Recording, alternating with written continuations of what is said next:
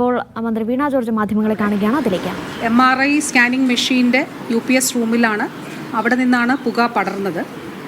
ആ സംഭവമുണ്ടായ പശ്ചാത്തലത്തിൽ എല്ലാ നിലകളും, അവിടെ ഗ്രൗണ്ട് +6 ആണ് ഉള്ളത്, അപ്പോൾ എല്ലാ നിലകളിലും പരിശോധന നടത്താനായിട്ട് നിർദ്ദേശം നൽകിയിരുന്നു. ഞാനവിടെ ചെന്ന് അവലോകനം നടത്തി. അതിനുശേഷം മാധ്യമങ്ങളോട് സംസാരിക്കുമ്പോഴും ഇക്കാര്യം പറഞ്ഞിട്ടുണ്ട്. ഓരോ ഫ്ലോറായിട്ട് പരിശോധിച്ച് ഏതെങ്കിലും തരത്തിലുള്ള പ്രശ്നങ്ങളുണ്ടോ എന്നുള്ളത് പരിശോധിച്ചിട്ട് ബിൽഡിങ് അത് പൂർണ്ണമായി മറ്റു കുഴപ്പങ്ങളില്ല എന്നുള്ളത് ഉറപ്പാക്കണമെന്നുള്ളതാണ് നിർദ്ദേശം നൽകിയിരുന്നത്. അതിൻ്റെ അടിസ്ഥാനത്തിലുള്ള പരിശോധനകളാണ് അവിടെ നടക്കുന്നത്. അപ്പോൾ കഴിഞ്ഞ ദിവസം അന്ന് അതായത് ഞായറാഴ്ച വൈകുന്നേരം തന്നെ അവിടെ കറണ്ട് കണക്ഷൻ കൊടുത്തിരുന്നു. ആ UPS റൂമിൻ്റെ ആ ഭാഗമൊക്കെ ഒഴികെ എമർജൻസി വിഭാഗവും അതുപോലെ 1, 2, 3, 4, 5, 6 ഫ്ലോറുകളിലും കറണ്ട് കണക്ഷൻ കൊടുത്തിരുന്നു. ഈ ദിവസങ്ങളിൽ ഇപ്പോഴവിടെ നടന്നത് 6ാമത്തെ ഫ്ലോറിൽ ഉൾപ്പെടെ 6ലും 5ലും തിയേറ്ററുകളാണ് ഉള്ളത്. അപ്പോൾ ആ ഫ്ലോറുകളിൽ അവിടെ മെഷീൻസ് കണക്ട് ചെയ്യുമ്പോൾ എന്തെങ്കിലും തടസ്സമുണ്ടോ, എന്തെങ്കിലും പ്രശ്നങ്ങളുണ്ടോ എന്നുള്ള പരിശോധനയാണ് അവിടെ നടന്നുകൊണ്ടിരുന്നത്. അങ്ങനെ തൊറാസിക് സർജറി വിഭാഗത്തിൽ ഈ പരിശോധനയ്ക്ക് വേണ്ടി അവിടെ തിയേറ്ററിൽ ലൈറ്റ് ഓൺ ചെയ്തപ്പോഴാണ് അവിടുത്തെ സീലിംഗ് ലൈറ്റിൻ്റെ പെൻഡൻറ്റ് അവിടെയാണ് ഈ രീതിയിൽ ഒരു ഷോർട്ട് സർക്യൂട്ട് ഉണ്ടായി ചെറിയ രീതിയിൽ അവിടെ പുക വന്നത്. അപ്പോൾ ഇതൊരു പരിശോധനയുടെ ഭാഗമാണ്. ഈ കഴിഞ്ഞ ശനിയാഴ്ച വൈകുന്നേരം ഉണ്ടായ സംഭവത്തെ തുടർന്ന് മുഴുവൻ കെട്ടിടവും പരിശോധിക്കണമെന്നുള്ളത് പറഞ്ഞിരുന്നു. അപ്പോൾ അതിൻ്റെ അടിസ്ഥാനത്തിൽ അവർ ഓരോ ഫ്ലോറായിട്ട് പരിശോധിച്ച് അതിൻ്റെ അടിസ്ഥാനത്തിൽ ആണ് മുന്നോട്ട് പോയത്. അങ്ങനെ 6ാമത്തെ ഫ്ലോറിലുള്ള മെഷീൻസ് കണക്ട് ചെയ്ത് ഓപ്പറേഷൻ തിയേറ്ററിലെ മെഷീൻസ് കണക്ട് ചെയ്യുക എന്നതിന് വേണ്ടിയും അത് ഫങ്ഷണലാണോ എന്നുള്ളതൊക്കെ പരിശോധിക്കുന്നതിന് വേണ്ടിയിട്ട് ആണ് ഈ പരിശോധന നടന്നത്. അപ്പോഴാണ് ഇതുണ്ടായിട്ടുള്ളത്. ഏതായാലും കഴിഞ്ഞ ദിവസം തന്നെ നിശ്ചയിച്ച കാര്യം പറഞ്ഞിരുന്നു. സാങ്കേതികമായിട്ടുള്ള പരിശോധന ഇതിൻ്റെ ഭാഗമായിട്ട് നടത്തുമെന്നുള്ളത്. ഇലക്ട്രിക്കൽ ഇൻസ്പെക്ടറേറ്റിൻ്റെ പരിശോധന അവിടെ നടക്കുന്നുണ്ട്. അവരാണ് വളരെ കൃത്യമായ അന്വേഷണ റിപ്പോർട്ട് സാങ്കേതികമായിട്ട് നൽകേണ്ടതായിട്ടുള്ളത്. അവർ ആ റിപ്പോർട്ട് നൽകും. ഇത് കൂടാതെ ഇന്നിപ്പോൾ ഈ പരിശോധനയ്ക്കിടയിൽ 6ാമത്തെ ഫ്ലോറിൽ ഇങ്ങനെ ഒരു സംഭവം ഉണ്ടായ പശ്ചാത്തലത്തിൽ ഒരു ടോട്ടൽ ഫയർ ഓഡിറ്റ് സമഗ്രമായിട്ടുള്ള ഫയർ ഓഡിറ്റ് നടത്താൻ കൂടി നിർദ്ദേശം നൽകിയിട്ടുണ്ട്.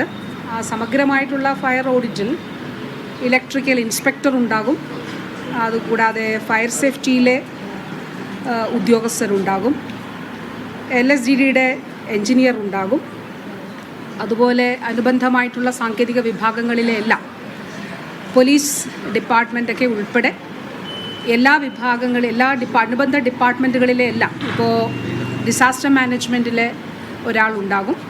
അങ്ങനെ വിവിധ വിഭാഗങ്ങളിലെ ടെക്നിക്കൽ പേഴ്സൺസിനെ ഉൾപ്പെടുത്തി ഒരു ഫയർ ഓഡിറ്റ് നടത്തുന്നതിന് നിർദ്ദേശം നൽകിയിട്ടുണ്ട്.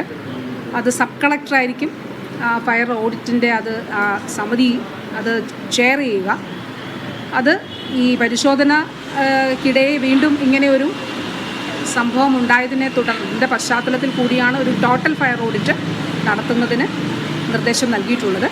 അപ്പോൾ സമഗ്രമായിട്ടുള്ള ഒരു ഫയർ ഓഡിറ്റ് കൂടി ഈ കെട്ടിടത്തിൽ നടത്തുന്നതാണ്. കഴിഞ്ഞ ശനിയാഴ്ച ഇവിടുത്തെ പുകയുയരുന്നു, അങ്ങനെ സംഭവം ഉണ്ടാകുന്നു. അതിനുശേഷം ഒരു പരിശോധന നടന്നുകൊണ്ടിരിക്കുന്നതിലാണ് ഇന്നിപ്പോൾ വീണ്ടും ഇങ്ങനെ പുകയുയരുന്നത്. അപ്പോൾ ഇതിൻ്റെ ഒരു ഫൈൻഡിങ്സ് എന്താണ്? ഇപ്പോൾ ഈ ഒരു പ്രാഥമികമായിട്ടെങ്കിലും എന്തുകൊണ്ട് ഇങ്ങനെ സംഭവിക്കുന്നു എന്നുള്ളത് മനസ്സിലാക്കാൻ കഴിഞ്ഞിട്ടുണ്ടോ? ഞാൻ അവിടെ മീറ്റിങ്ങിൽ തന്നെ സാങ്കേതിക ഉദ്യോഗസ്ഥരോട് ഇത് ചോദിച്ചിരുന്നു. എൻ്റെ മീറ്റിങ്ങിൽ പങ്കെടുത്തത് പോലീസ് പങ്കെടുത്തിരുന്നു, ഫയർഫോഴ്സ് പങ്കെടുത്തിരുന്നു, PWD ഇലക്ട്രിക്കൽ വിഭാഗം പങ്കെടുത്തിരുന്നു, ഇലക്ട്രിക്കൽ ഇൻസ്പെക്ടറേറ്റ് പങ്കെടുത്തിരുന്നു, അതുകൂടാതെ മറ്റ് PWDയുടെ സിവിലും വിഭാഗം ആളുകൾ പങ്കെടുത്തിരുന്നു. അപ്പോൾ ഈ മീറ്റിങ്ങിൽ ഞാൻ ചോദിച്ചു എന്താണ് ഇതിൻ്റെ കാരണം എന്ന് ചോദിച്ചപ്പോൾ ഇലക്ട്രിക്കൽ ഇൻസ്പെക്ടറേറ്റിൻ്റെ ഉദ്യോഗസ്ഥൻ എന്നോട് പറഞ്ഞത് അത് സാങ്കേതികമായ പരിശോധനയ്ക്ക് ശേഷം മാത്രമേ പറയാൻ കഴിയൂ. കാരണം അവർ ആ വോൾട്ടേജ് മെഷർ ചെയ്തപ്പോൾ 12.9 എന്നുള്ളതാണ് കണ്ടത് എന്നുള്ളതാണ് പറഞ്ഞത് ബാറ്ററിയുടെ. അപ്പോൾ അതൊരു വലിയ വോൾട്ടേജ് അല്ല എന്നുള്ളതാണ് അവരുടെ പരിശോധനയിൽ കണ്ടെത്തിയത്. അപ്പോൾ വലിയൊരു കറണ്ട് ഫ്ലോ അവിടേക്ക് ഉണ്ടാകാനുള്ള ആ നിലയിൽ ഉണ്ടാകാനുള്ള സാധ്യത ബാറ്ററിയിലില്ല എന്നുള്ളതാണ് പറഞ്ഞത്. അപ്പോൾ അതുകൊണ്ട് തന്നെ അവർ പറഞ്ഞു സാങ്കേതികമായി അന്വേഷിച്ച് മാത്രമേ എന്തുകൊണ്ട് എന്നുള്ളത് അവർക്ക് പറയാനായിട്ട് സാധിക്കുകയുള്ളൂ. അതുകൊണ്ടാണ് ഇതിൽ എല്ലാ തലങ്ങളിലുമുള്ള അന്വേഷണം നടക്കുന്നുണ്ട്. ഫോറൻസിക് വിഭാഗത്തിൻ്റെ പരിശോധന അവരെ നടന്നു. അവർക്ക് ആവശ്യമുണ്ടെങ്കിൽ ഇനിയും അതിൻ്റെ ബാക്കി കാര്യങ്ങളും അവർ ചെയ്യും.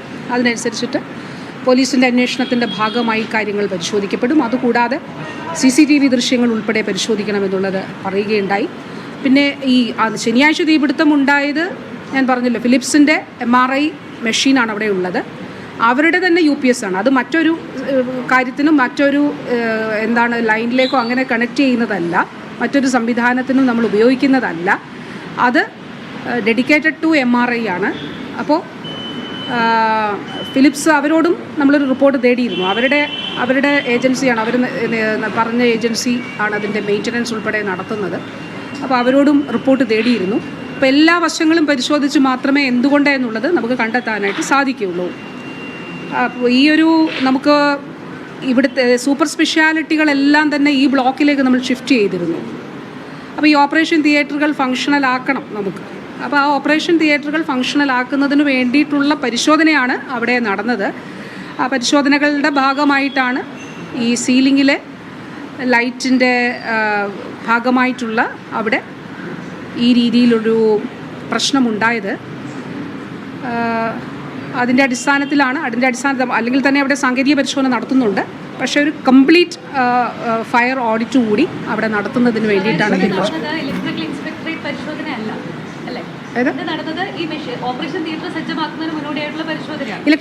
പരിശോധന അവിടെ നടക്കുകയാണ്. അതായത് ഇലക്ട്രിക്കൽ ഇൻസ്പെക്ടർ ഇപ്പോഴും അവിടെ അവരുണ്ട്. ഇലക്ട്രിക്കൽ ഇൻസ്പെക്ടറേറ്റിലെ ഉദ്യോഗസ്ഥർ അവരുടെ പരിശോധനകൾ നടത്തുന്നുണ്ട്.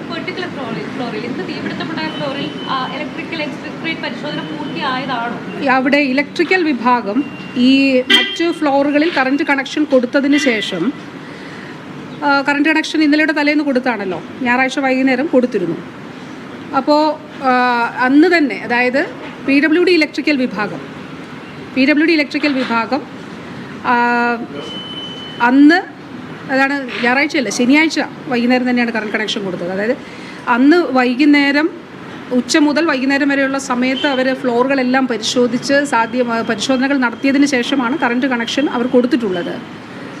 അപ്പോൾ ആ കറണ്ട് കണക്ഷൻ കൊടുത്തതിനെ തുടർന്ന് അവിടെ മറ്റു പ്രശ്നങ്ങളില്ല എന്ന് ആ രീതിയിലുള്ള പ്രശ്നങ്ങളില്ല എന്ന് പറഞ്ഞതിനെ തുടർന്നാണ് മെഷീൻസ് കണക്ട് ചെയ്യാൻ കഴിയുമോ എന്നുള്ളത് നോക്കിയത്. കാരണം ഒരു ലോഡ് അവിടേക്ക് കണക്ട് ചെയ്യുമ്പോൾ എങ്ങനെയാണ്, അവിടെ എന്തെങ്കിലും പ്രശ്നമുണ്ടോ എന്നുള്ളത് പരിശോധിക്കുന്നതിനാണത്. അപ്പോൾ അതുകൊണ്ടാണ് തിയേറ്റർ ഫങ്ഷണൽ ആക്കുന്നതിന് വേണ്ടിയിട്ടുള്ള പരിശോധന നടക്കുന്നതിനിടെയാണ്. അവിടെ എല്ലാവരും ഉണ്ട്, എല്ലാ ഉദ്യോഗസ്ഥരും. ഇലക്ട്രിക്കൽ ഇൻസ്പെക്ടറേറ്റിൻ്റെ പരിശോധന താഴെ നടക്കുന്നുണ്ട്, PWD ഇലക്ട്രിക്കലിൻ്റെ പരിശോധനയുണ്ട്, പിന്നെ ഡോക്ടേഴ്സ് ഉണ്ട്, ടെക്നീഷ്യൻസ് ഉണ്ട്, മറ്റ് ബയോമെഡിക്കൽ എഞ്ചിനീയറൊക്കെ അവിടെ ഉണ്ട്. അപ്പോൾ അവരുടെ ഈ ഫ്ലോറിൻ്റെ ഞാൻ പറഞ്ഞല്ലോ പരിശോധന ഫങ്ഷണലാക്കുന്ന പരിശോധനയ്ക്കിടയിലാണ് ഈ സംഭവം. സമഗ്രമായിട്ടുള്ള ഒരു ഫയർ ഓഡിറ്റ് നടത്തുമെന്ന് പറഞ്ഞു. പക്ഷേ നമ്മൾ ഇതിനു മുമ്പ് നമുക്കറിയാം ഏഷ്യയിലെ തന്നെ ഏറ്റവും വലിയ പ്രശ്നം നടക്കുന്ന ആശുപത്രി കൂടിയാണ്, ഒരുപാട് ആളുകൾ ആശ്രയിക്കുന്ന മെഡിക്കൽ കോളേജാണ്. അപ്പോൾ അവിടെ ഇതിനു മുമ്പ് എപ്പോഴെങ്കിലും ഈ ഫയർ ഓഡിറ്റ് നടത്തുന്നതിന് അതൊരു വീഴ്ച ഉണ്ടായിട്ടുണ്ട്? നമ്മൾ ഫയർ ഓഡിറ്റ് കഴിഞ്ഞ വർഷം വളരെ കൃത്യമായിട്ട് നടന്നിരുന്നു. അപ്പോൾ മെഡിക്കൽ ആരോഗ്യ മേഖലയുടെ ചരിത്രത്തിൽ മെഡിക്കൽ കോളേജിലെ അത്യാഹിത വിഭാഗത്തിൽ വീണ്ടും പുക ഉയർന്നതിന് പിന്നാലെ ആരോഗ്യമന്ത്രി വീണ ജോർജ് മാധ്യമങ്ങളോട് പ്രതികരിക്കുകയായിരുന്നു. പൂർണ്ണമായി ഒരു ഫയർ ഓഡിറ്റ് നടത്താനുള്ള നിർദ്ദേശം നൽകിയിട്ടുണ്ട്. ഈ പരിശോധനകൾ നടക്കുന്നതിനിടെയാണ് ഈ ഇത്തരത്തിൽ വീണ്ടും പുക കണ്ടത്. ഇത്തരത്തിൽ ആശങ്കപ്പെടേണ്ട സാഹചര്യമില്ല എന്നാണ് മന്ത്രി പറഞ്ഞത്.